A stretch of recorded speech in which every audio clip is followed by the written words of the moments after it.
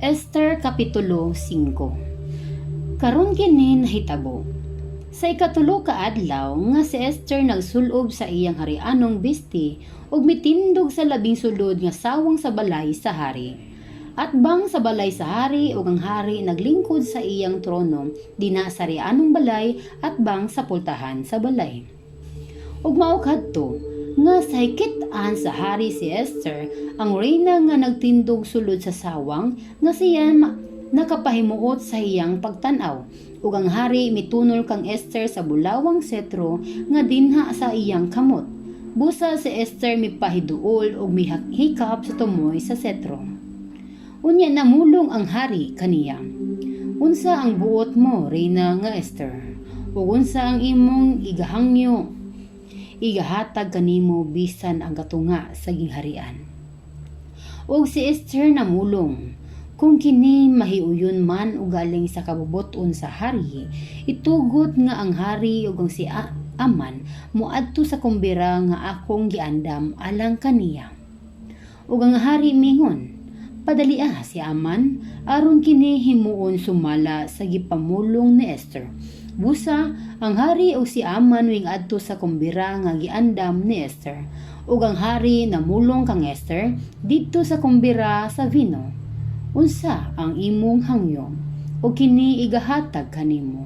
Ug unsa ang imong pagapangayoon bisan ang katunga sa gingharian kana pagahimuon?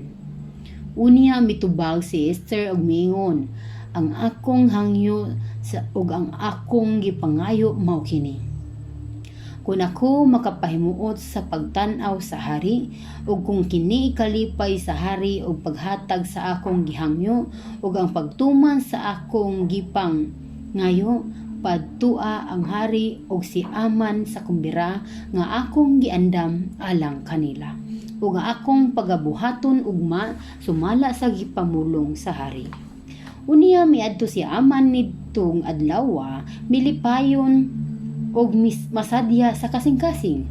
Apan sa diha nga nakita ni Aman si Mardoqueo diha sa gangharian sa hari, nga siya wala tumindog ni maglikhok sa iyang atubangan. Siya napuno sa kaligot-kot batok kang Mardoqueo. Apan si Aman nagpugong sa iyang kaugalingon og mipauli ug iyang ipaadto og ipadala ang iyang mga higala o si Zeres nga iyang asawa.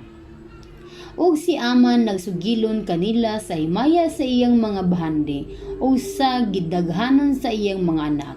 Ug sa tanang mga butang diin ang hari nagpauswag kaniya ug giun sa siya sa pagpauswag niya labaw sa mga prinsipe ug mga alagad sa hari. Labot pa si Aman namulong. Oo, si Esther nga reyna wala mutugot nga may mukuyog sa hari nganhi sa kumbira nga iyang giandam gawas kanako lamang. Ug ugma ako sa gidapit niya uban sa hari. Apan kining tanan walay kapuslanan kanako, samtang nga ako nagatan-aw kang Mardoqueo nga Hudyo nga nagalingkod sa ganghaan sa hari. Unya mingon si Zeres nga iyang asawa ug ang tanan niyang mga higala kaniya. Ipabuhat ang usa ka bitayan nga may kalim-an ka maniklo ang kahubugon.